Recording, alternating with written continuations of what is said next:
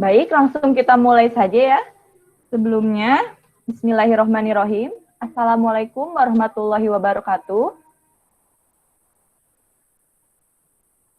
Ya, selamat datang untuk Ayah dan Bunda di acara webinar kedua Anak Unik dengan tema ya, Bunda Rina. Oke, selamat datang untuk Ayah dan Bunda di webinar kedua Anak Unik dengan tema kesiapan anak untuk masuk SD itu apa saja ya? Di sini nanti Ayah dan Bunda bisa melihat webinar yang dilaksanakan oleh Anak Unik. Mungkin saya akan membacakan terlebih dahulu nanti untuk profil Anak Unik sendiri. Oh iya, sebelumnya perkenalkan terlebih dahulu. Saya Rosa, di sini saya akan membantu untuk webinar Anak Unik sekarang ini.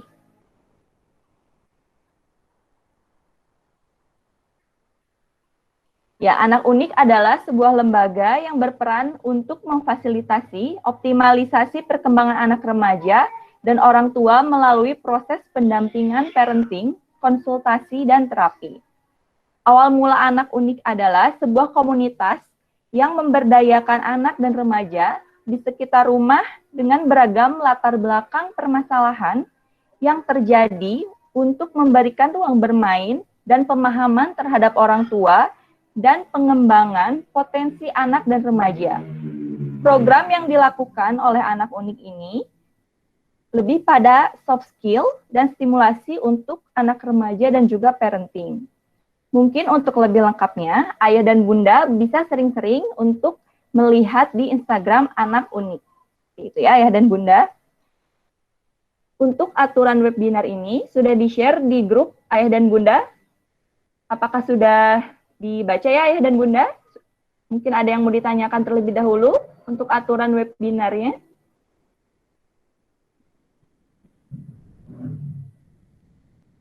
Baik, jika tidak ada, di sini akan saya beri gambaran terlebih dahulu. Tema yang akan diangkat yaitu transisi anak dari TK dan SD.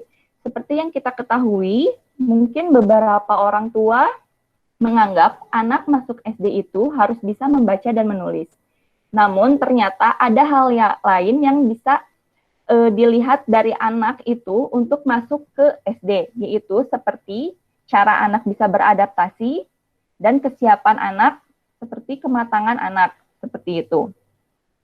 Tapi sekolah juga selain ingin melihat anak itu bisa membaca dan menulis, sekolah ingin melihat apakah anak itu matang atau tidak secara sosial dan emosional untuk bisa masuk ke sekolah.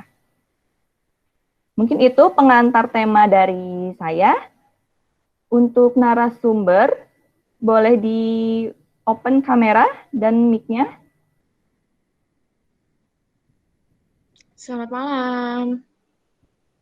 Ya, tak kenal maka tak sayang ya, Teh Lindi. Halo Teh Rosa, halo Ayah Bunda semua. Iya, mungkin saya akan memperkenalkan terlebih dahulu Teh Lindi ya di sini.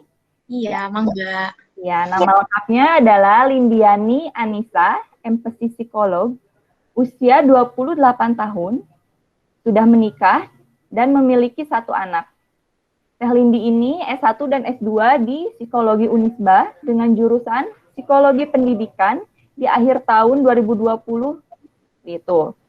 Untuk kegiatan Teh Lindi sendiri aktif di Biro Mata Hati sebagai asesor pengetesan anak dan remaja, dan Teh Lindi juga adalah kontributor di Rumah Kandara dan Anak Unik. Seperti itu. Boleh di-say lagi Teh Lindi biar lebih semangat untuk Ayah dan Bundanya. Matur nuhun Teh Ocha, selamat malam buat Ayah Bunda semua. Terima kasih sudah meluangkan waktunya untuk kita sharing bersama malam ini. Selanjutnya mangga Teh Ocha bisa Ya. di Boleh. Kita akan mulai aja ya, Teh Lindi, langsung aja ya. Mungkin Ayah dan Bunda di sini udah nggak sabar ya, pengen tahu nih tentang materi hari ini itu seperti apa. Boleh.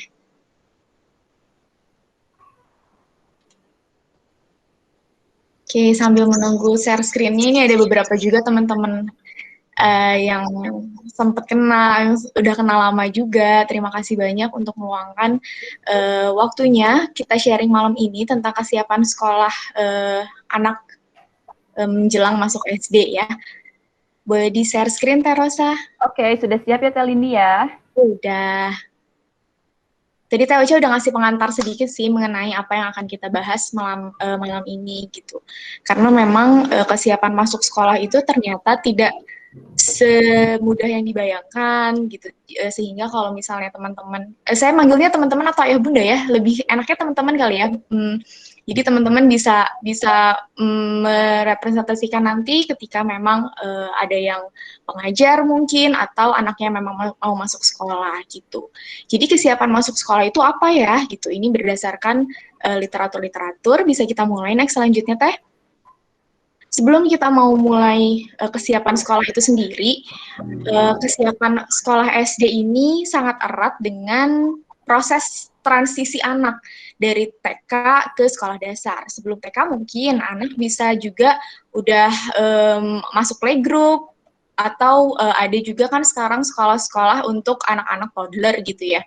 Jadi memang persiapannya cukup banyak. Nah, sebelum nanti kita masuk ke pembahasan kesiapan sekolah, saya mau minta nih teman-teman semua untuk sharing. Menurut teman-teman, kesiapan sekolah itu apa sih? Yang dinamakan siap sekolah itu seperti apa sih? Boleh di-share di komen, nanti kita bahas sambil membahas materinya. Jadi silakan diketik menurut teman-teman, siap sekolah itu apa sih? Jadi nanti kita baca dari komen-komen yang masuk ya. Silakan. Nah, sambil teman-teman sharing, diketik masing-masing, nanti aku baca, kita mulai lagi aja materinya ya. Jadi dari taman kanak-kanak ke sekolah dasar itu ternyata perbedaannya cukup banyak. Sehingga banyak yang harus dipersiapkan oleh kita sebagai pendamping atau sebagai orang tua dan guru untuk kesiapan anak nantinya masuk sekolah dasar. Kita lihat dari gambar ini. Ini tuh serupa tapi tak sama ya. Dari foto ini terlihat bahwa ada beberapa perbedaan atau banyak beberapa perbedaan dari TK dan ke SD. Nah, di TK ini anak-anak kita tuh lebih banyak bermain daripada belajar. Sedangkan di SD sudah lebih banyak belajarnya nih daripada bermainnya. Jadi ada satu kebebasan yang direnggut sama sekolah yang berdasarkan aturan-aturan main di sekolah dasar. Terus kita lihat juga suasana kelasnya. Kalau misalnya waktu TK tuh banyak warna, tempelan, karya-karya, sedangkan di sekolah ketika SD, tempelan-tempelannya mungkin udah beda, bukan lagi tempelan-tempelan karya, tapi tempelan-tempelannya jadwal pelajaran. Jadi lebih-lebih serius gitu dari suasana kelasnya. Terus juga mungkin pembawaan pengajaran dari guru-gurunya juga beda. Ketika TK lebih ke mengayomi anak gitu ya. Kalau misalnya ada anak yang mogok tuh dibujuk. Kalau misalnya SD mungkin pembawaannya bisa lebih tegas, lebih ke aturan sekolah SD itu sendiri gitu, aturan di kelas itu sendiri. Terus situasi belajar juga TK mungkin lebih ke banyak permainannya, apa namanya, bikin karya gitu ya kalau TK. Terus kalau misalnya anaknya main-main atau males ya kita ngikutin mood anak. Tapi beda lagi kalau situasi belajar di SD, lebih banyaknya apa namanya, materi dari guru disampaikan dari gurunya, banyak tugas-tugas secara tertulis. Jadi kan itu juga sesuatu yang beda juga. Waktu belajar juga beda. Ketika TK paling hanya 1 jam, 1,5 jam atau 2 jam. Ketika SD kan jenjang waktunya lebih panjang gitu. Jadi ada perbedaan juga dari transisi TK ke SD. Jadi apa namanya, banyak hal yang secara kasat mata tidak terlihat, tapi ternyata anak-anak kita tuh merasa butuh kesiapan itu sendiri gitu kan untuk bisa masuk ke SD.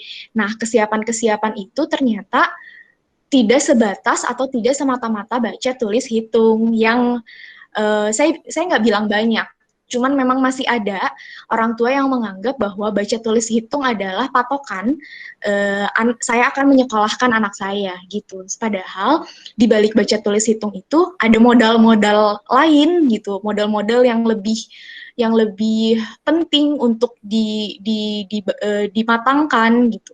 Tidak hanya sekedar baca, tapi bacanya itu tidak sekedar mengenal huruf, tapi di balik mengenal huruf itu ada apa?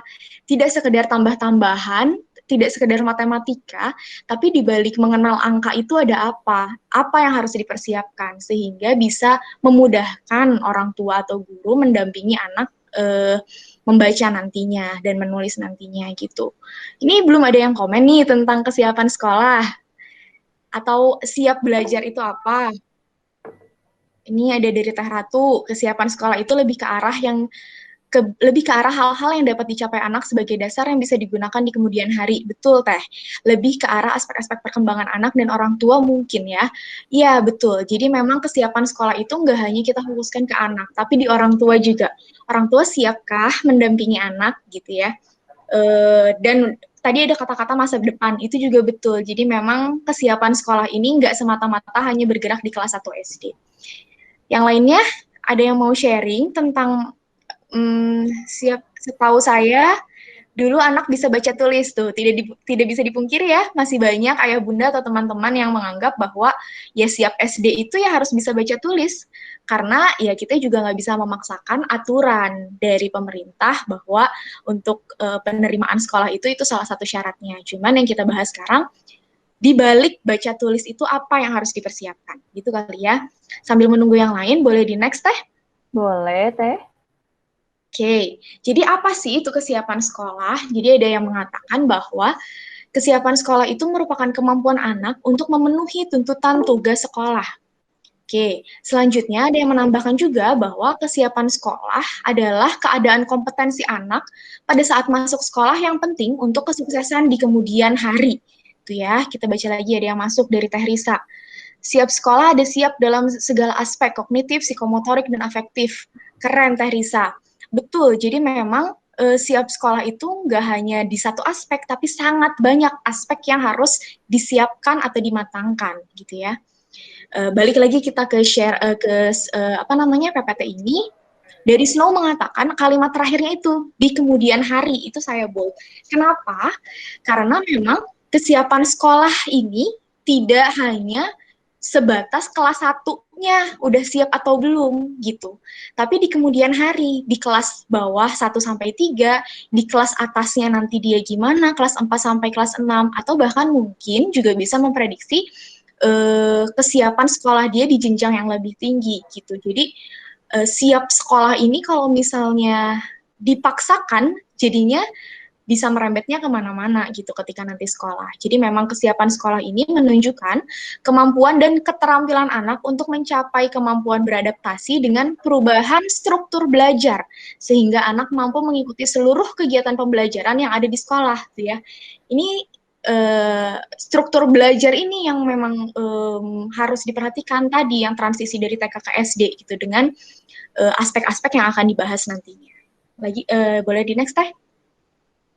Selanjutnya, usia berapa sih anak bisa masuk sekolah? Rata-rata itu ya pertanyaan umum. Kalau misalnya saya lagi sharing, Teh, umur anak aku tuh baru mau 6 tahun, boleh nggak sih sekolah gitu ya? Atau Teh, umur anak aku tuh 7 tahun lebih, terlambat nggak sih untuk masuk SD gitu kan? Nah, ini tuh sebenarnya ada aturannya memang di Undang-Undang tahun 2003 bahwa setiap warga negara yang berusia 7-15 tahun wajib mengikuti pendidikan dasar.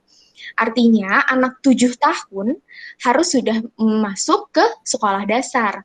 Nah, ada nih syarat penerimaan siswanya bahwa usianya mulai dari 7 tahun dan paling rendah berusia 6 tahun per tanggal 1 Juli di tahun itu. Berarti kalau tahun ini 6 tahun di tanggal 1 Juli 2021. Nah, itu syarat usia masuk sekolah. Tapi kita nggak bisa memungkiri bahwa anak 7 tahun apakah pasti lebih matang dari anak dari anak umur 6 tahun? Belum tentu. Bisa jadi anak yang 6 tahun lebih matang dari anak 7 tahun. Makanya anak yang di bawah 7 tahun disarankan untuk memiliki rekomendasi dari ahli kayak gitu. Ini ada yang nanya, kalau 1 Julinya kurang 11 hari gimana ya Mbak? Pasti nggak boleh masuk SD. Oke, kurang 11 hari. Nah, tadi kan 6 tahun di tanggal 1 Juli 2021. Nah, 6 tahun ini hitungannya dari usia kronologis. Kalau misalnya usia kronologis cara dari 5 tahun 6 bulan, itu udah masuk 6 tahun. Jadi kalau kurang 11 hari sebenarnya masih boleh teh gitu. Jadi 5 tahun 6 bulan itu masuknya udah ke 6 tahun gitu. Jadi tapi dengan syarat itu apa namanya? Ada rekomendasi bahwa anak ini siap atau tidak gitu. Yang dilakukan dari tes kesiapan sekolah yang sekarang marak dilakukan gitu. Teh Ocha. Jadi dan teman-teman yang lain. Jadi untuk usia seperti itu penjelasannya bahwa anak di bawah 7 tahun betul, boleh ya berarti oke, tapi mesti ikut tes kesiapan sekolah betul. Jadi nanti di tes kesiapan sekolah itu biasanya akan membahas hasilnya antara tidak siap, ragu-ragu, atau siap sekolah. Gitu, nanti kita bahas lebih banyak mengenai tes kesiapan sekolah. Boleh selanjutnya? Oke, nah tadi kan kita bahas tes kesiapan sekolah. Tujuannya apa sih untuk tes? Gitu. Tujuan tes itu apa? Tes itu apa tujuannya? Yang pertama, kita mengetahui tingkat kematangan anak memasuki pendidikan tingkat sekolah dasar. Yang tadi saya sampaikan, hasil dari tes itu menunjukkan anak ini siap, ragu-ragu, atau tidak siap sebenarnya. Jadi itu yang membuat kita jangan sampai memaksakan. Kalau misalnya usianya 6 tahun tapi hasilnya sudah siap, berarti anak ini boleh untuk masuk sekolah dasar kayak gitu. Terus yang kedua ada prognosis atau memprediksi prestasi sekolah anak di sekolah dasar. Yang saya bahas tadi juga sedikit, kita akan bisa memprediksi kelas 1 sampai kelas 3-nya, atau nanti pas SD kelas atas, kelas 4 sampai kelas 6-nya seperti apa dari hasil tes kesiapan sekolah. Yang ketiga, mengetahui kemampuan-kemampuan tertentu anak yang sudah atau belum matang dan perlu peningkatan atau latihan. Jadi biasanya kita melakukan kesiapan sekolah itu kan 6 bulan, minimal 6 bulan sebelum mulai sekolah gitu. Jadi bukan saat itu sekolah, saat itu di tes kesiapan gitu kan. Kenapa? Alasannya karena dari hasil itu kita bisa evaluasi apa sih yang bisa dimaksimalkan sama ayah bunda, sama teman-teman semua untuk mempersiapkan sekolah beneran nantinya gitu. Jadi kan ada waktu beberapa bulan tuh, nanti ada aspek-aspeknya. Jadi yang mana nih anak kita yang belum matang? Nanti baru sharing gimana cara memaksimalkannya. Atau apa sih yang sudah matang sehingga mungkin porsi stimulasinya lebih sedikit gitu. Jadi ini tuh menghindari kita ngegenjot aja ya apa namanya satu aspek, padahal memang anak ini udah matang, tapi malah mengabaikan aspek-aspek lainnya gitu. Jadi nanti dari profil ini bakal keluar hasil, jadi apa yang bisa dimaksimalkan selama menunggu sekolah dimulai gitu. Selanjutnya, nah, jadi apa aspek-aspek kesiapan sekolah? Selain kita genjotin baca tulis hitung gitu ya, ada banyak modal-modalnya, ada banyak aspek-aspeknya. Ada kognitif, ada bahasa, ada motorik kasar dan motorik halus, secara sosial, emosi, dan kemandirian. Bisa nggak sih kita observasi sendiri aspek-aspeknya? Yuk kita bahas, Teh Vivi. Kita bahas yang pertama, ada aspek kognitif. Nah, aspek kognitif ini apa? Aspek kognitif aspek kognitif ini tuh daya pikir anak gitu ya. Kita lihat pemahaman dan persamaan bentuk, posisi, ukuran, dan arah. Ini tuh modal-modal teman-teman, ayah bunda untuk memudahkan atau membantu kita dalam belajar mengajari anak membaca, mengajari anak angka-angka, berhitung gitu. Jadi yang kita ajarin tuh bukan B-nya, bukan huruf M-nya, bukan huruf D-nya, bukan angka 1-nya, bukan angka 2-nya. Tapi ini loh modalnya gitu. Persamaan dan perbedaan bentuk. Anak tahu nggak sih lingkaran itu seperti apa? Anak tahu nggak sih bentuk kotak dan persegi panjang itu beda? Anak tahu nggak sih garis dan lengkung itu beda? Gitu ya. Jadi bentuk-bentuk ini yang harus dimatangkan oleh anak. Ketika dia bisa membedakan bentuk-bentuk, insya Allah memudahkan dia dalam membedakan bentuk ketika dia nanti menulis, bentuk lengkungan B, bentuk lengkungan B itu kan dari garis lurus, perpaduan antara garis lurus dan garis lengkung gitu. Atau angka 4 itu kan seperti kita membuat persegi gitu kan. Jadi itu dulu modalnya. Kalau misalnya anak masih bingung membedakan bentuk-bentuk geometri dasar, ya gimana dia mau mudah untuk membedakan huruf-huruf nantinya, kayak gitu. Terus yang kedua ada persamaan dan perbedaan posisi. Posisi ini ada atas, bawah gitu ya. Itu juga perlu diperhatikan. Dia tahu nggak di atas yang atas, tengah, bawah itu seperti apa gitu. Persamaan dan perbedaan ukuran, besar, kecil, panjang, pendek, dia udah tahu belum perbedaannya. Ukuran juga ukuran dan jumlah ini ya ada kekurangan. Jadi kalau ukuran ini dia nantinya akan tahu kecil itu yang mana, yang lebih besar itu yang mana, sehingga nanti dia nggak lagi menyisipkan huruf besar di tengah-tengah kata yang hurufnya kecil gitu. Itu kan salah satu ciri-ciri kesulitan belajar juga ketika memang dia belum bisa membedakan ukuran huruf-hurufnya. Atau jumlah misalnya, ini kan perbedaan ukuran dan jumlah harusnya. Misalnya kalau jumlah ketika dia nantinya belajar tambah-tambah kurang gitu ya, tapi sebenarnya dia nggak bisa memaknai jumlah, jadi bukan 1, 2, 3, sampai 10-nya Bunda, teman-teman. Tapi 1 itu segimana? 1 sama 5 itu segimana? Banyakan mana jumlahnya? Dia udah tahu belum itu? Lebih besar mana sih 1 sama 5? Yang kayak gitu-gitunya yang harus dimatangkan anak. Bukan 1 tambah 1 sama dengan 2-nya, tapi seberapa banyak sih 1, seberapa banyak sih 4, seberapa banyak sih 8, mana sih yang lebih banyak, mana sih yang lebih sedikit gitu. Ketika udah matang itunya, itu akan membantu dia nanti dalam belajar. Lalu persamaan dan perbedaan arah, ini juga seringkali ditemukan bahwa anak masih bingung kanan sama kiri yang mana sih gitu ya, sehingga banyak huruf-huruf yang terbalik, arah atas sama bawah yang mana sih, sehingga juga D jadi B, N jadi U, P jadi Q, itu karena mereka belum matang si arah kanan sama arah kirinya. Makanya secara kognitif dia bingung untuk menulis, berhitung, dan membaca nantinya gitu. Jadi gimana gitu kan? Apa yang harus dilakukan untuk mematangkan kognitifnya anak gitu? Yang pertama kita main bentuk-bentuk dasar geometris, kan banyak, nggak perlu. Kalau misalnya memang kita mau beli, banyak banget sekarang pelajaran games-games yang untuk membantu geometri. Atau setidaknya pakai kertas dan pensil kita juga bisa kan belajar bentuk geometri gitu ya. Kita coret-coret sama anak, ini lingkaran, ini segitiga, ini persegi panjang.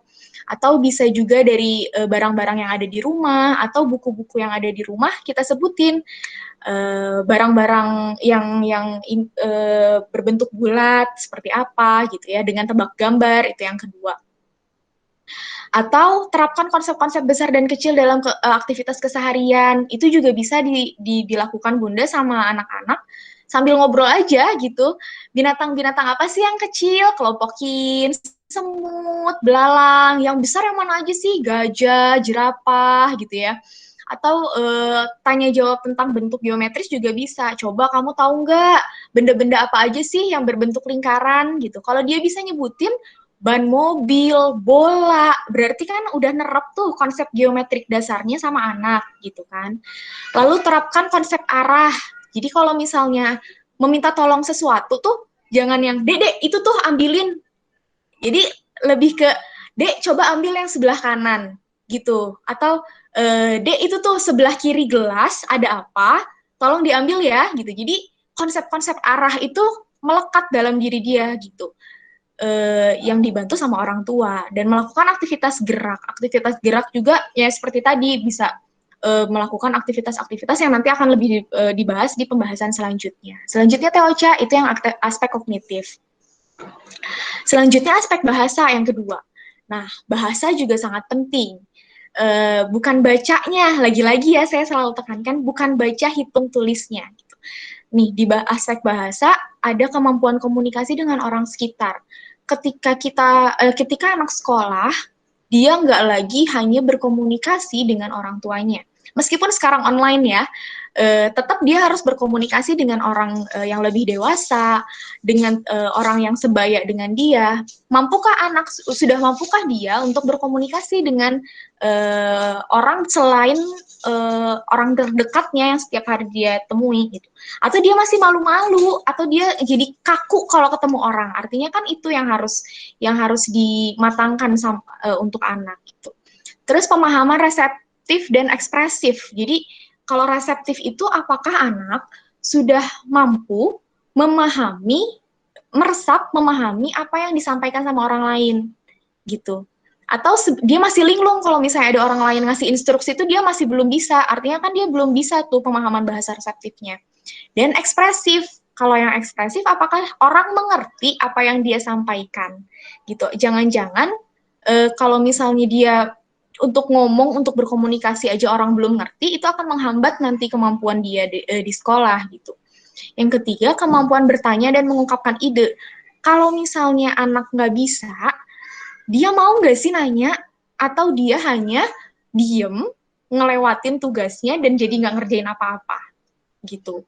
Lalu menceritakan kembali dengan sistematis. Dia udah bisa belum sih menceritakan sesuatu dengan berurut gitu kan? Terus kosakatanya udah beragam belum sih? Misalnya nih, dia pulang, sekarang udah offline ya. Atau dia ke warung deh misalnya. Dia ke warung tuh dia udah bisa belum sih cerita bahwa dia beli sesuatu, beli A, beli B, beli C, kayak gitu. Atau dia hanya, ya beli itu, cuman gitu doang gitu kan. Kan beda ya bahasanya gitu. Gimana caranya kita meningkatkan aspek bahasa anak atau mematangkan aspek bahasa anak? Baca cerita dengan nyaring. Saya nggak bilang baca buku ya. Jadi Bunda tuh kadang-kadang kita tuh suka excuse aja, ya udah nggak ada buku di rumah gitu. Padahal ya bisa, tanpa buku pun kita bisa membacakan cerita.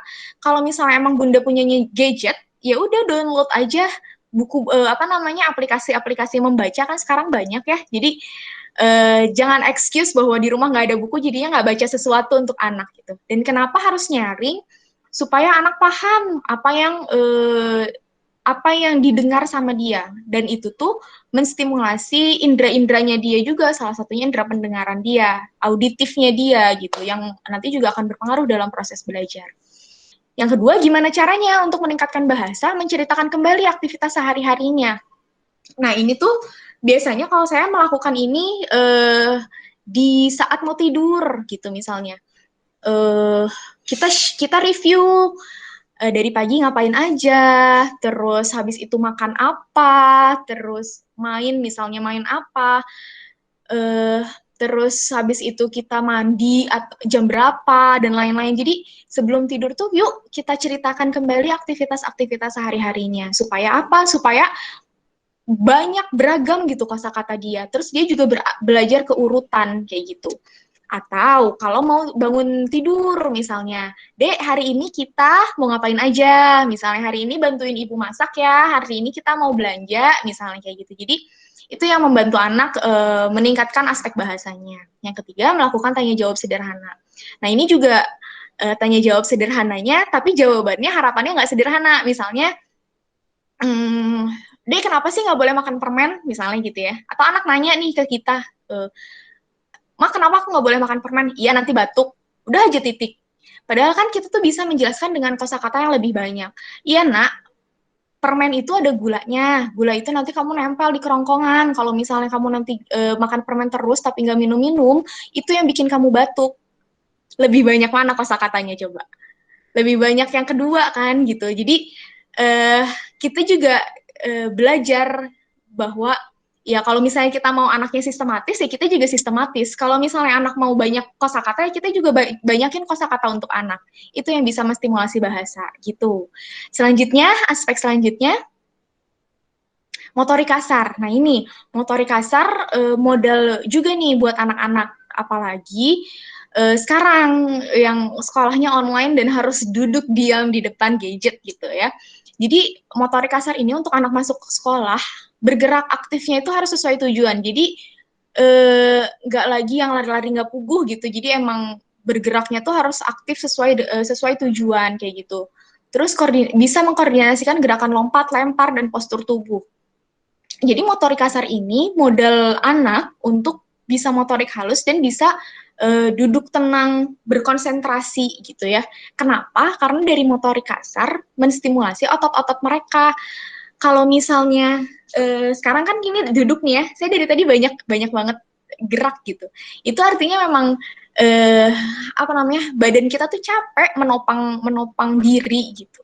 Kalau misalnya ototnya kaku, ototnya tegang, jangankan untuk sekolah offline ya, sekolah online seperti ini tuh memang butuh badan yang tegap selalu kan. Jadi anak tuh nggak mudah lelah, lunglai gitu.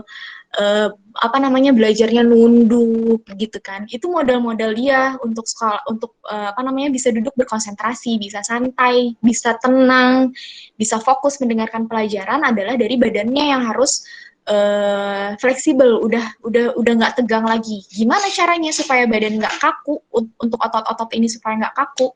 Yuk lakukan aktivitas fisik teman-teman untuk anak-anaknya. Dia belajar melempar itu nggak harus ke lapangan olahraga dulu gitu. Di halaman rumah kita belajar lempar tangkap bola. Anak sudah bisa belum sih melempar barang sesuai dengan sesuai dengan jaraknya bunda lawannya gitu. Jadi jangan sampai anak itu masih ngelempar, kitanya jarak 1 meter, dia energinya luar biasa gitu. Atau jaraknya 1 meter, ya elah cuma seencelek doang misalnya gitu ya. Jadi berarti kan dia belum bisa mengontrol badannya sendiri gitu. Terus melompat, menendang gitu. Terus memanjat, itu kan koordinasinya banyak ya gitu. Terus menari, jadi emang motorik kasarnya yang terstimulasi gitu. Itu untuk motorik kasar. Lalu untuk motorik halusnya, Teh Ocha. Nah, untuk motorik halus, yang pertama adalah penguasaan alat tulis. Jadi ini modal menulis. Modal menulis ini ya tadi, motorik halus ini modalnya dari motorik kasar. Kalau misalnya si melempar nih, misalnya masih kaku, dia mau megang alat tulis, ya pergelangannya juga masih kaku. Ya berarti tulisan yang dia hasilkan juga jadinya belum maksimal gitu.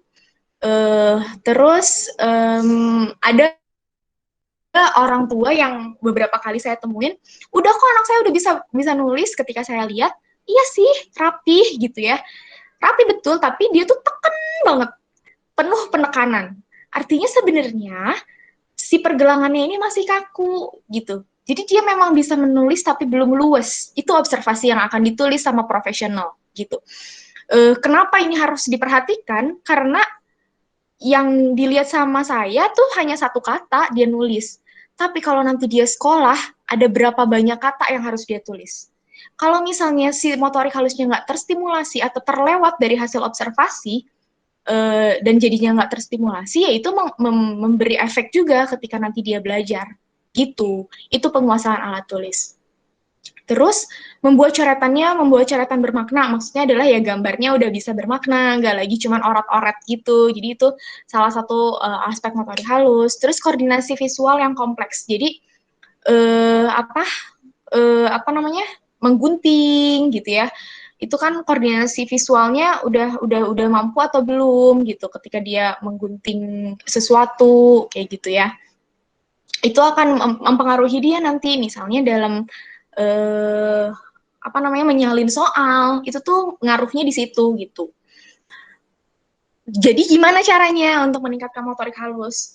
Melakukan aktivitas tangan, kita meremas-remas, banyak meremas-remas beras, meremas-remas kertas, kayak gitu. Dan ini tuh bisa dilakukan kalau bunda-bunda di sini, teman-teman di sini anaknya masih toddler, 2, 3, 4 tahun, ya kita lakukan itu aja untuk modal dia nanti sekolah gitu. Jadi jangan mentang-mentang anaknya masih kecil, nanti aja lah gitu. Padahal ini bisa dilakukan dari sekarang loh gitu. Menggunting, memotong, menggambar, dan mewarnai. Jadi aktivitas tangan ini yang menstimulasi anak-anak meningkatkan kemampuan motorik halusnya. Karena jari-jari inilah modal mereka juga untuk siap sekolah. Itu. Selanjutnya, aspek sosial. Jadi ini nanti sekolah itu ya balik lagi, interaksinya nggak hanya sama ibu ayah bunda, tapi meskipun online, dia akan berinteraksi dengan guru. Meskipun online, dia harus berinteraksi dengan teman sebayanya, gitu ya. Jadi bisakah mereka menjalin hubungan dengan orang yang lebih dewasa? Masih ngerengek-rengek nggak sih kalau misalnya ketemu sama guru gitu ya, padahal itu adalah sosok otoritas dia di sekolah gitu. Gimana caranya? Ya kita harus sering-sering ngobrol sama anak. Misalnya bercerita gitu ya, berceritanya konteks sosial bahwa di sekolah ada siapa aja gitu.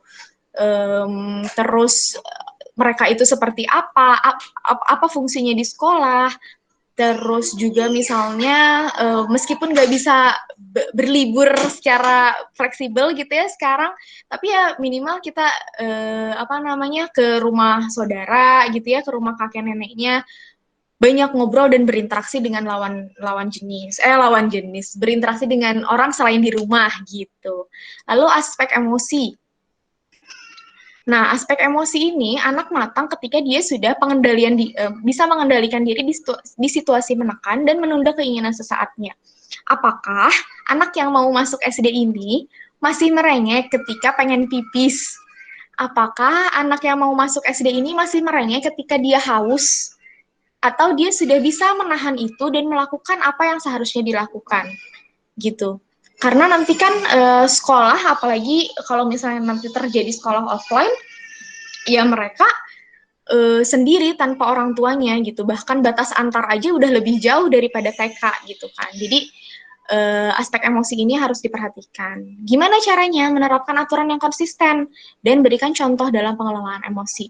Jadi untuk meningkatkan aspek emosi, syaratnya ini adalah aturan. Aturan yang diterapkan di rumah ini harus konsisten di rumah. Misalnya gimana cara kita menahan keinginan anak untuk nonton TV misalnya gitu ya, aturan-aturan seperti itu gitu.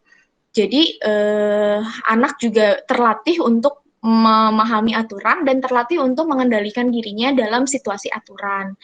Terus kita sebagai pendamping juga harus memberikan contoh untuk mengelola emosi anak. Jangan sampai, ini sering terjadi bahkan sama saya juga. Kita minta anak sabar, tapi sabar atuna gitu. Kita kan jadi apa yang mau dicontoh, kata sabarnya atau perlakuan sabarnya gitu. Jadi kita juga sebagai pendamping harus memberikan contoh dalam pengelolaan emosi itu gitu. Selanjutnya aspek yang nggak kalah pentingnya adalah kemandirian. Apalagi untuk anak SD, lagi-lagi kalau misalnya nanti offline ataupun online sekalipun, anak ini akan berdiri sendiri menghadapi pelajaran yang akan dia hadapi gitu. Jadi self help ini penting. Dia sudah bisa makan sendiri belum sih? Dia sudah bisa belum sih pakai baju sendiri? Dia sudah bisa belum pakai sepatu dan kaos kaki sendiri gitu. Ini yang diperlukan untuk meningkatkan kemandirian anak. Karena dari kemandirian ini muncul percaya diri juga nantinya gitu. Lalu kerapian. Dia udah tahu belum sih tempat buku dia di mana, tempat alat tulis dia di mana. Kerapian-kerapian ini yang perlu. Jangan sampai ketika nanti sekolah perginya bawa 2 pensil, pulangnya bawa 1 pensil. Jadi yang nggak siap orang tuanya beli yang baru gitu ya rata-rata. Jadi kerapian ini perlu karena ya ini juga kalau misalnya terus-menerus tidak matang dalam kerapian ya mempengaruhi juga kemampuan dia nanti di sekolah gitu. Lalu toilet training juga perlu. Sudah luluskah toilet training anak ini?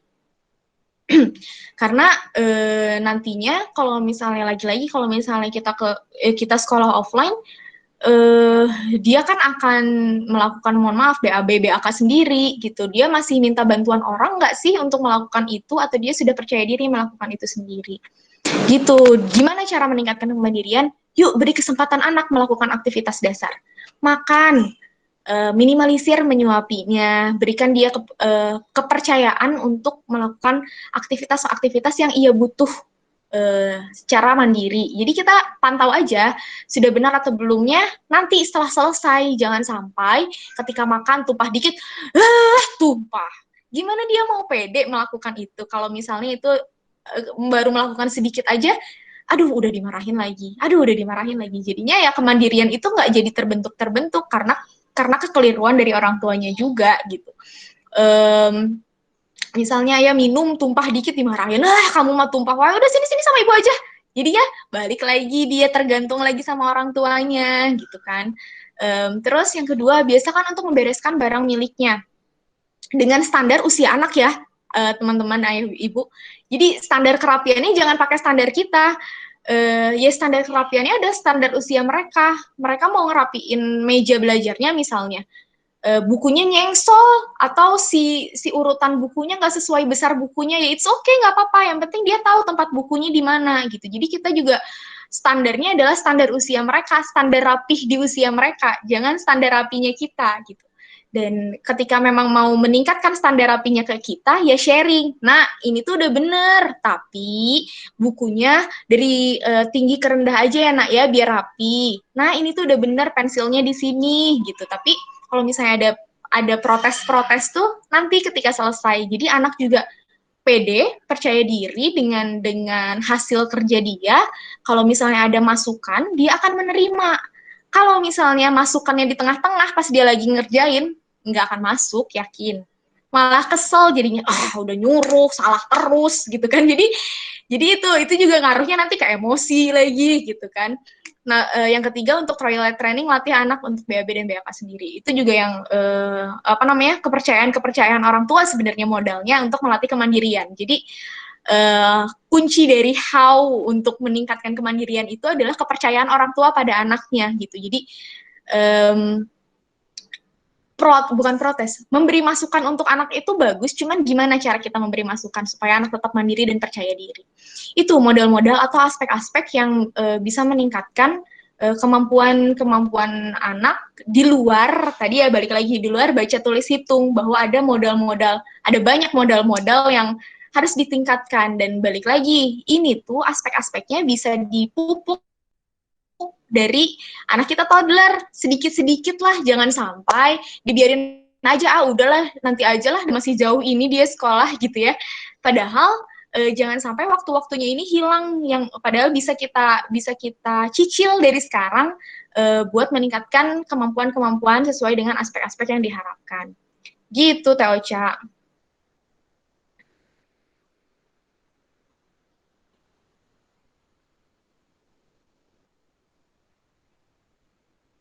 Mic-nya Teh Ocha.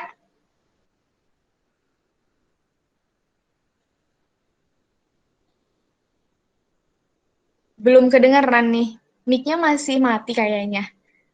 Gitu ya Bunda. Jadi banyak ya yang harus dipersiapkan, baik kita sebagai pengajar, baik kita sebagai orang tua atau pendamping yang harus dipersiapkan, atau yang bisa melihat anak itu matang atau enggak, banyak sekali gitu.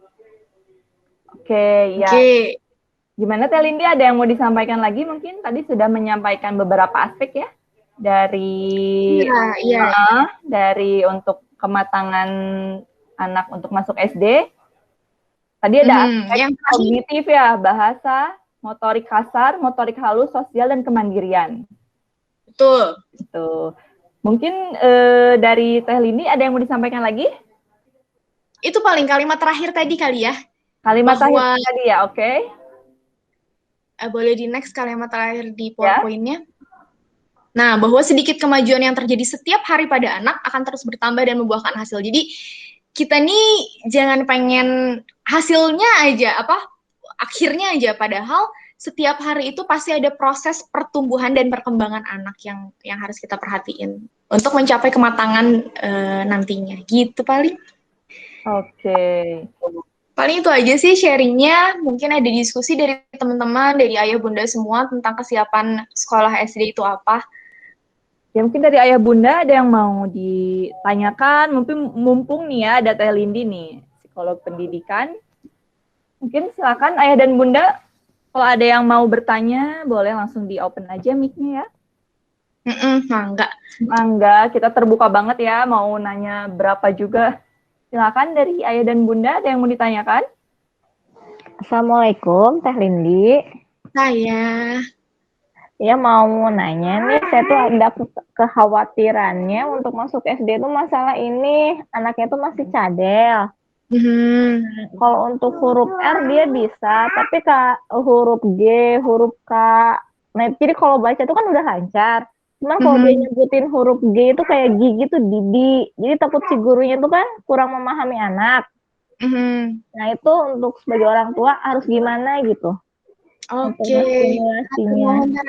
Anaknya umur berapa Teh Rani, punten? Sekarang teh kalau kelahiran September, Oktober, November, Desember, Januari, Februari, Maret, 6 tahun 5 bulan sekarang Maret tuh. 6 tahun 5 bulan ya. Oke, nuhun pertanyaannya. Jadi memang cadel ini akan mempengaruhi pelafalan dia dalam berbicara, yang kalau misalnya di sekolah mempengaruhi dia dibacanya, di cara dia komunikasi sama lingkungannya, gitu kali yang dikhawatirin sama Terani ya. Iya. Nah, oke. Sebenarnya sih kalau misalnya kita stimulasi terus-menerus, kata-kata kan kalau misalnya ngomong ini kan otot-otot lidah, rahang kayak gitu ya yang berpengaruh. Jadi apa namanya? Itu yang bisa distimulasiin untuk anak. Jadi kalau misalnya 1 atau 2 huruf aja sebenarnya itu masih gangguan ringan untuk artikulasinya gitu ya. Caranya adalah kita latih terus-menerus stimulasi organ-organ bicaranya, organ-organ oromotornya, supaya dia bisa luwes dalam melafalkannya. Bisa jadi ya ada hal-hal yang belum banyak dilakukan gitu, misalnya kayak minumnya coba pakai sedotan gitu. Jadi kan ininya ke stimulasi gitu kan. Terus makan permen karet misalnya. Jadi kan kekuatan motoriknya bisa lebih terstimulasi. Terus dilatih si huruf-huruf yang cadelnya tadi kalau nggak salah huruf G jadi Didi. Nah, ya G jadi Didi. B. Nah, Didi itu berarti kan lidahnya yang belum, kalau G itu di belakang ya. Di gigi itu berarti kan penekanan apa namanya? Organ belakangnya gitu ya. Jadi dilatih terus si kata-katanya, gigi coba aja ulang-ulang terus karena memang bukan tidak akan matang, tapi memang belum waktunya dia mencapai kematangan itu gitu. Terus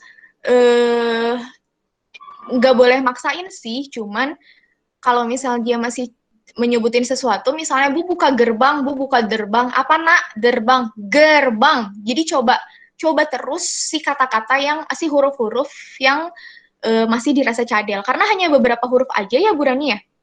2 G sama K yang masih susah. Jadi kan memang apa namanya, kalau penyakit mas stadium tingkatannya lah, artikulasi tingkatannya masih gangguan ringan gitu. Jadi kalau misalnya memang 2 huruf itu yang terus berulang-ulang dilakukan kayak gitu sih paling Bu Rani, karena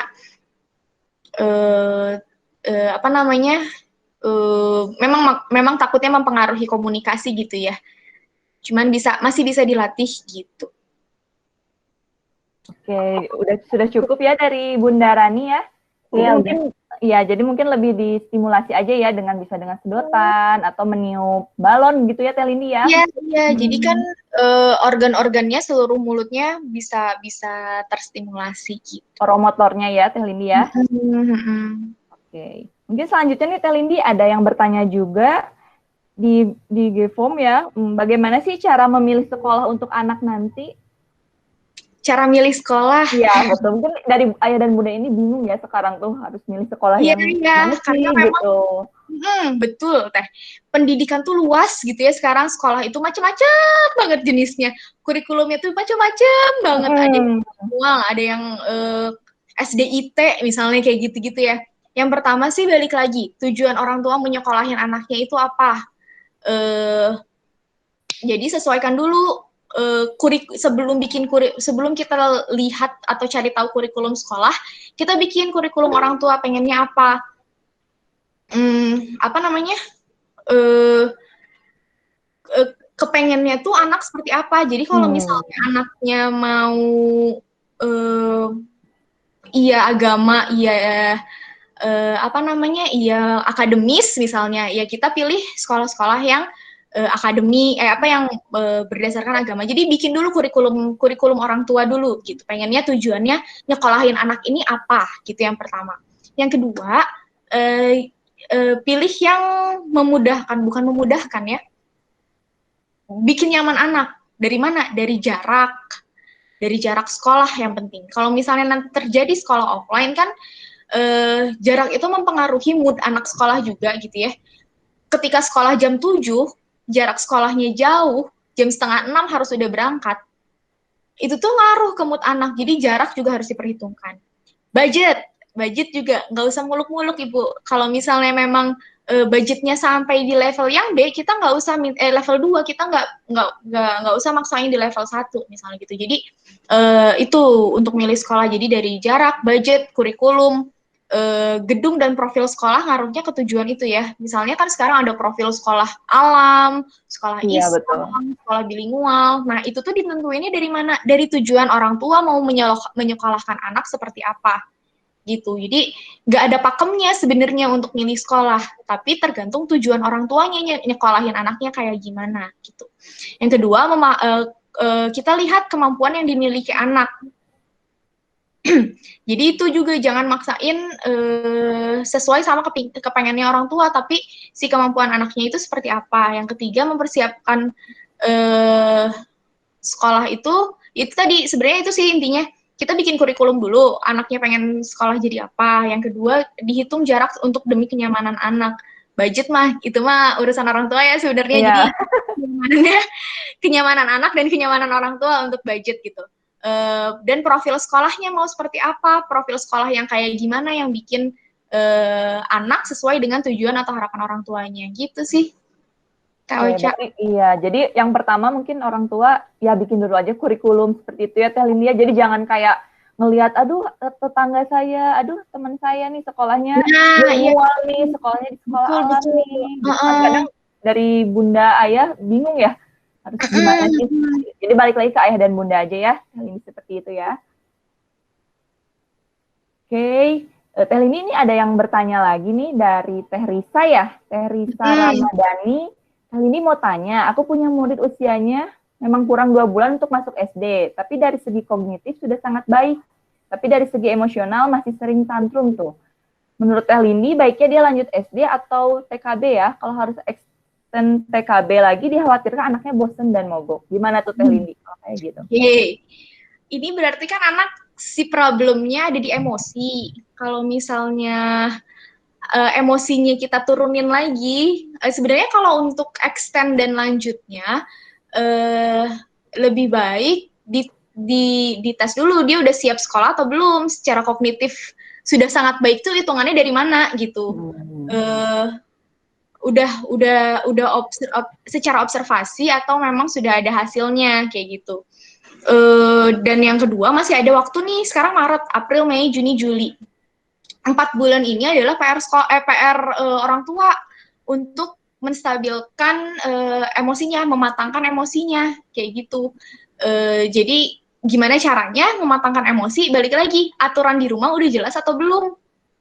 Kalau misalnya aturan di rumahnya memang masih naik turun, ya itu dulu yang dibenerin, aturan dulu yang dibenerin di rumah, karena itu yang akan ngaruh ke emosi dia nanti di sekolah. Jadi ini PR-nya guru ya, Teh Risa, untuk menyampaikan itu ke orang tua, bahwa kalau misalnya memang mau lanjut sekolah, kalau misalnya memang mau dilanjutkan ke tingkat SD, supaya menghindari emosinya turun, mogok gitu ya, mogok sekolah atau marah bosen di TKB lagi, yaitu kalau misalnya memang mau naik ke SD, PR-nya adalah kuatin aturan-aturan di rumah untuk mematangkan emosi anak yang sering tantrum dan sangat labil. Karena memang emosi ini nggak bisa instan, nggak bisa kita sekarang ngelihat dia aman, tapi orang tuanya nggak konsisten, ya bisa berubah lagi perilaku emosinya atau ekspresi emosinya. Jadi PR-nya itu aturan, terus sering-sering validasi emosi anak. Kalau misalnya memang anak marah, anak udah tahu belum marah, sedih, terus bahagia itu seperti apa gitu. Jadi dia pahami dulu, validasi emosi dulu untuk anaknya, yang selanjutnya aturan-aturannya diterapkan di rumah. Jangan pengen anaknya nggak tantrum, tapi nggak ada aturan juga di rumah, jadi yang nggak akan berkembang dan nggak akan jadi lebih matang juga anaknya gitu. Jadi Ini sebenarnya kalau emosi itu memang peran orang tua sih untuk mematangkan itu. Gitu, Teh Risa. Semoga membantu atau nanti kita ngobrol lebih banyak lagi. Iya, mungkin bisa nanti kalau belum puas ya, bisa langsung tanya aja ke. Iya, betul. Gimana? Ini ada lagi nih Teh Lindi, pertanyaan. Anak saya perempuan 4 tahun, saya pengen nyekolahin supaya stimulasinya tepat di usia segitu, bisa nggak ya? Atau nanti aja nunggu usia TK? Kalau boleh, saya bisa evaluasi kematangannya dari aspek mana ya Teh? Dan harus cari sekolah yang silabusnya kayak gimana sih? Oh, banyak ya pertanyaan benar. Iya, bener deh. Dari mulai silabusnya, mungkin tadi balik lagi kurikulumnya, pengennya kayak gimana. Oke. Jadi anaknya usia 4 tahun pengen disekolahin gitu ya. Iya, betul. Sebenarnya sih sekarang kan balik lagi ke tujuan orang tuanya. Usia 4 tahun disekolahin, apa yang mau dicapai, kayak gitu. Terus bikin usia 4 tahun misalnya sekolah, terus selanjutnya mau usia berapa tahun dia TK, dia SD, dan selanjutnya. Dan yang ketiga, sebenarnya sih bukan sekolahnya yang jadi masalah gitu, tapi nyambung ke pertanyaan terakhir, kurikulum sekolahnya yang seperti apa. Jangan memaksakan fitrahnya anak usia 4 tahun gitu. Jadi kalau misalnya memang anak 4 tahun mau sekolah, ya boleh aja, tapi sekolahnya adalah sekolah yang dikhususkan untuk anak usia itu. Jangan usia 4 tahun, tapi sekolahnya untuk les. Banyak ya sekarang ya kan? Iya, benar Teh Lindi. Kayak gitu, les-les kayak les-les hitung, kayak gitu ya. Ya karena belum fitrahnya untuk melakukan itu yang salah. Kalau misalnya memang pengen sekolah, tapi sekolahnya masih ada dalam fitrahnya anak 4 tahun, yang mereka masih belajar, yang mereka masih fitrahnya bermain, ya nggak apa-apa, itu malah jadi stimulasi yang lebih banyak, yang mungkin orang tua nggak bisa kasih ketika waktunya lebih sedikit untuk ketemu anak, gitu. Jadi memang yang jadi masalah untuk anak 4 tahun itu bukan boleh atau enggaknya, tapi sekolahnya kayak gimana, gitu. Bahwa sekolah-sekolah yang fitrahnya untuk bermain anak, gitu. Yang milestone anak 4 tahun apa sih gitu yang dicapai seperti itu. Teh. Iya, gitu ya Teh ya. Jadi ya emang sih Teh, sekarang juga kalau saya lihat ya banyak fenomena kayak orang tua tuh, aduh pengen nyekolahin anak nih usia 3 tahun aja udah ada gitu, teman saya pengen kayak gitu. Karena katanya biar ngasih stimulasi, tapi sebenarnya balik lagi ya, stimulasinya seperti apa, kelasnya seperti apa ya. Karena sebenarnya bermain ya. Betul, karena sebenarnya sekolah-sekolah toddler gitu ya, 3-4 tahun yang memang untuk itu bermain, meningkatkan sensoris motoriknya gitu, meningkatkan motorik kasar halusnya, sosialisasi dengan teman sebayanya, dan sekolah-sekolah seperti itu kan tidak tiap hari, 1 atau 2 hari dalam seminggu. Yang sebenarnya memberatkan itu adalah kata sekolahnya, padahal mungkin di dalamnya adalah bermain, memberikan stimulasi kayak gitu. Jadi yang jadi masalah bukan kata-kata sekolahnya, tapi memang apa kegiatan di dalam sekolah itu gitu. Mungkin kegiatan bermain di luar seperti itu ya Teh Lindi, dan nggak terlalu berat ya namanya sekolah. Betul. Jadi nggak masalah mau dari 3,5 sampai 3,5 4 tahun mau masuk ke lembaga pendidikan, ya yang penting kegiatannya memang sesuai sama fitrah anak kita gitu. Oke. Ini selanjutnya nih Teh Lindi, ada lagi pertanyaan nih. Proses KBM tahun ini kan masih belum jelas ya akan mulai tatap muka atau tidak. Semisal sekolahnya masih online, ada yang perlu disiapkan khusus nggak sih biar anak siap nih dengan pola belajar online? Seperti apa tuh Teh Lindi? Oke. Pola belajar online ini kan memang nggak bisa diprediksi sampai kapan. Iya, betul Teh. Jadi,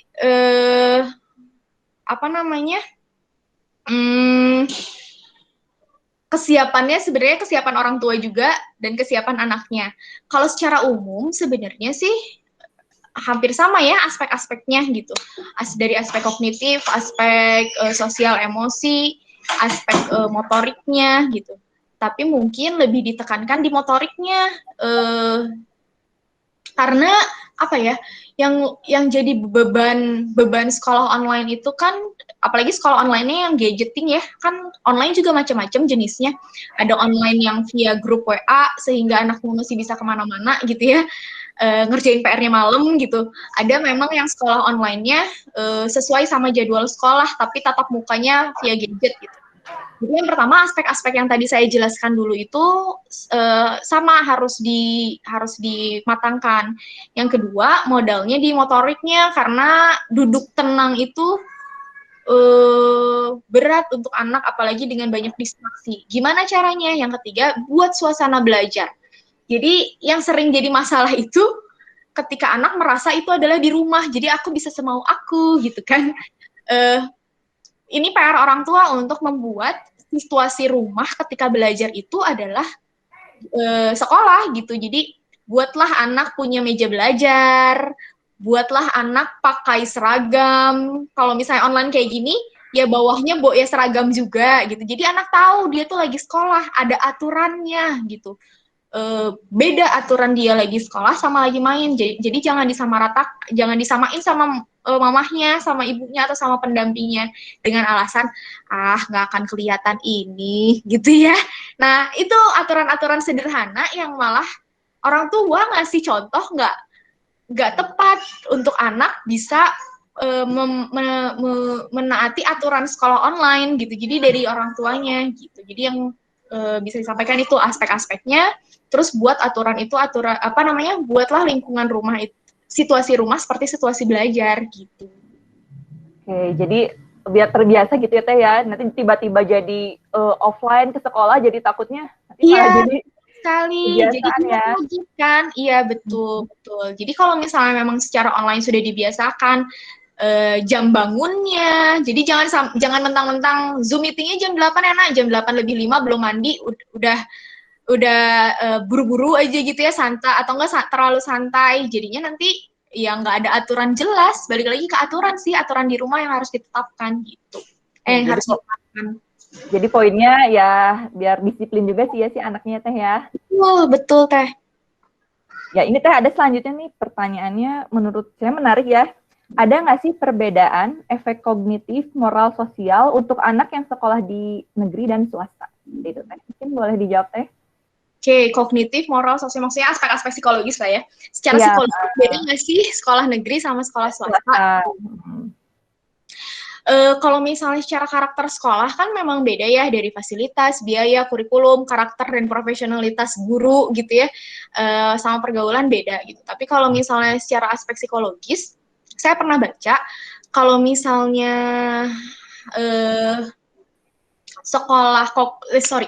sekolah negeri sama sekolah swasta memang ada perbedaan. Di mana perbedaannya gitu kan? Kalau misalnya sekolah negeri, dari beberapa aspek psikologis, dia itu paling unggul di motoriknya gitu.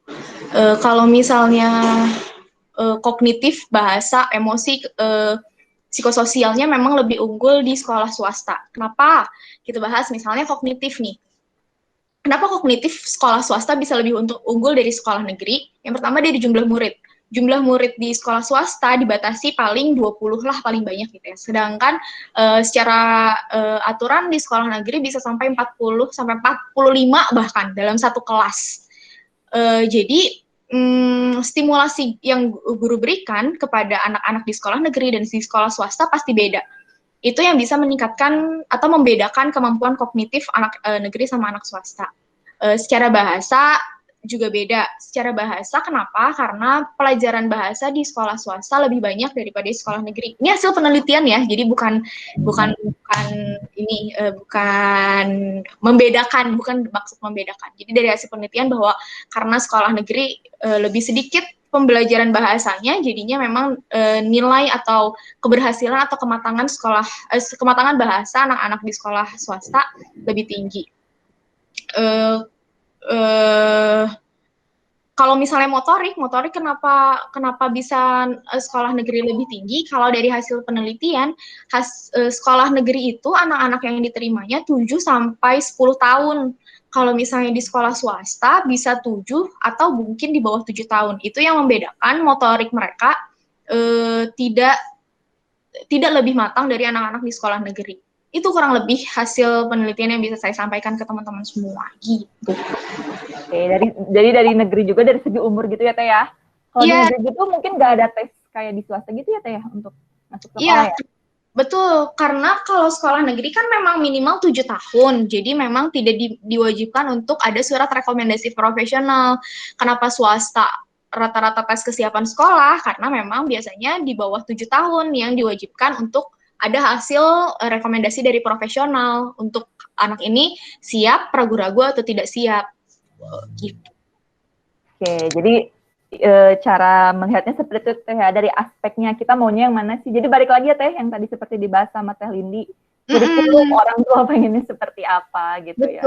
Betul. Jangan jadi beban, aduh harus ke swasta, aduh harus ke negeri gitu ya Teh. Iya betul, jadi emang balik lagi ke orang tuanya seperti apa. Kalau misalnya pengennya anak bisa keberagaman misalnya gitu ya, saya mah pengen anaknya keberagaman ya, mungkin ada beberapa sekolah-sekolah yang tidak tepat dipilih, misalnya sekolah-sekolah yang jelas, misalnya sekolah-sekolah Islam kayak gitu ya, kan tidak ada keberagaman di situ, jadi ya mungkin itu tidak tepat gitu. Kalau misalnya anaknya pengen konsen ke agama gitu, ya mungkin sekolah negeri bukan jadi pilihan karena tidak ada penekanan di situ gitu. Jadi balik lagi itu tujuan orang tua nyekolahin anak itu mau seperti apa gitu. Oke, seperti itu ya Ayah Bunda, silakan bisa didiskusikan dengan Ayah dan Bundanya ya, mau gimana sih nanti gitu. Nah, iya, betul. Oke, ini ada lagi Teh pertanyaan. Apa sih kelebihan dan kekurangan yang didapatkan anak jika bersekolah di sekolah inklusi nih Teh? Sekolah inklusi, oke. Iya. Sekolah inklusi ini kan berarti sekolah-sekolah yang di dalamnya ada anak-anak berkebutuhan khusus gitu ya. Jadi anak ABK dan anak normal belajar bersama dalam satu kelas dengan anak-anak reguler lainnya. Tapi memang anak-anak ABK ini ada pendampingnya, ada guru-guru pendampingnya gitu. Sebenarnya secara aspek-aspek yang harus dipersiapkan sama kayak tadi ya. Kelebihan sama kekurangannya hanya berbeda di bahwa anak-anak yang bersekolah di sekolah khusus, anak-anak yang belajar di sekolah inklusi memiliki kelebihan keberagaman lingkungan, keberagaman teman seusia, dan hal ini bisa meningkatkan empati mereka, gitu, bahwa ada anak-anak yang berbeda kemampuannya dengan kita yang normal, kayak gitu. Jadi terlepas dari itu, secara fasilitas, secara kurikulum mungkin itu sebenarnya lebih sama gitu. Kalau misalnya kelemahannya, saya kurang tahu, tapi biasanya kelemahannya untuk anak-anak ABK sih. Jadi belum banyak inklusi yang menyokong anak-anak ABK lebih baik gitu. Jadi untuk kelebihan dan kekurangannya sepertinya hampir sama, mungkin lebih unggulnya di sosialnya, sosial dan emosi anak kita. Ada empati di situ, tumbuh rasa empati di situ gitu. Karena kalau misalnya dari cara belajar dan lain-lain sebetulnya hampir sama. Perbedaan inklusi dengan sekolah reguler biasa kan ABK ada di dalam kelas kita gitu. Oke, jadi menumbuhkan rasa empati karena bergaulnya itu bareng gitu Teh ya, ngegabung gitu ya. Nggak membeda-bedakan juga seperti itu ya Teh ya. Iya, betul. Oke. Ya, dari Ayah dan Bunda, ada yang mau bertanya lagi mungkin secara langsung? Boleh langsung di open mic aja kalau memang ada yang mau bertanya lagi.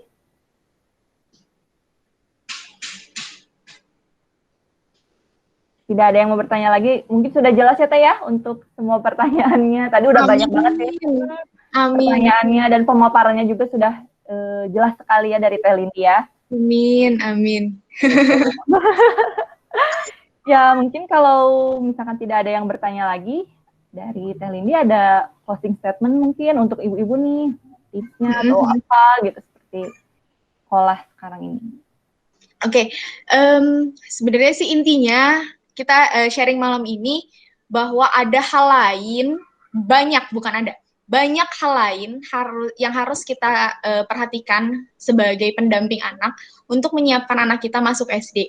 Jadi kita matangkan dulu hal-hal itu, aspek kognitif, motorik, sosial, emosional, bahasa, dan kemandirian, agar anak kita siap untuk mencapai tuntutan-tuntutan belajar di sekolah dasar nanti. Karena 6 ini juga yang akan membantu kita sebagai pendamping ketika belajar nanti, banyak tugas, PR, dan lain-lain. Kalau 6 aspek ini dipaksakan, ya kitanya juga nanti akan memaksakan diri untuk mengajar anak. Gitu sih paling. Jadi memang kita jangan konsen ke baca tulis hitung, tapi di balik itu banyak sekali modal-modal yang harus dipupuk dari sekarang. Itu Teh dan teman-teman ini. Ya, mungkin bisa saya simpulkan ya Teh ya, dari beberapa tadi yang sudah Teh Lindi jelaskan ya Teh Lindi ya. Jadi untuk ayah dan bunda ingat nih, jangan hanya untuk oke, anak harus bisa nulis, oke, anak harus bisa baca, tapi mungkin bisa digali juga dari beberapa aspek, yaitu ada aspek kognitif, aspek bahasa, ada motorik kasar, motorik halus, sosial, dan kemandirian. Di mana dari aspek-aspek tersebut itu bisa diberikan dengan stimulasi dengan kegiatan bermain sehari-hari. Jadi nggak usah yang berat-berat lah ya, seperti itu. Betul. Oke. Baik, kalau seperti itu untuk ayah dan bunda, untuk webinar hari ini kita sudah selesai ya. Mungkin kita akan foto bersama dulu ya. Gitu. Boleh. Iya, boleh di open kamera dulu untuk ayah dan bunda. Oke. Sambil menunggu ya, mungkin kita akan berfoto bersama. Aba-aba dari Teh Ocha ya. Ya, sudah siap yang lain? Sudah ya? Ya udah, yang ada aja lah Teh. Udah malu. Udah malu ya. Oke. 1, 2, 3. Oke, lagi ya. 1, 2, 3. Oke, sekali lagi ya. 1, tuh ada yang muncul lagi nih Teh. Oke, 1, 2, 3. Oke, sekali lagi aja Teh ya. Biar banyak nih Teh, nanti bisa dipilih nih mana sih yang mau diupdate ya. Oke, 1, 2, 3. Oke, sudah. Ya, terima kasih ya Ayah dan Bunda. Mungkin sebagai penutup, nanti dari Ayah dan Bunda bisa mengikuti lagi ya untuk event-event yang diadakan oleh Anak Unik. Mungkin untuk info-info lebih detailnya bisa lihat di IG Anak Unik. Udah pada follow belum Ayah dan Bunda? Ya, kalau belum silakan di-follow ya untuk IG-nya. Mungkin saya akan membacakan beberapa nanti untuk event ke depan. Biar dari Ayah dan Bunda juga bisa menyiapkan diri ya, seperti itu. Nanti di tanggal 8 April, kita akan ada Seeking Attention, bincang unik di IG Live. Terus tanggal 17 April 2021, bagaimana cara menemukan bakat si kecil sejak dini. Itu masuk ke Anak Unik talk ketiga. Untuk tanggal 22 April, kita akan ada pembahasan mengajari anak tentang social awareness. Itu akan ada di IG Live. Dan untuk tanggal 1 Mei, kita akan memperkenalkan agama pada anak. Itu akan masuk ke Anak Unik talk keempat. Seperti itu ya, Ayah dan Bunda ya. Oke. Ya, mungkin sebagai penutup, silakan Sandy boleh undur diri, seperti itu. Terima kasih ya Bu India. Ocha, terima kasih banyak udah memfasilitasi kita. Teman-teman semua juga terima kasih banyak mau hadir dan ikut serta dalam webinar malam ini. Semoga masih banyak event-event lain dari Anak Unik yang bisa ngebantu sharing antara kita sama teman-teman yang lain. Gitu. Terima kasih banyak. Mohon maaf bila ada kesalahan.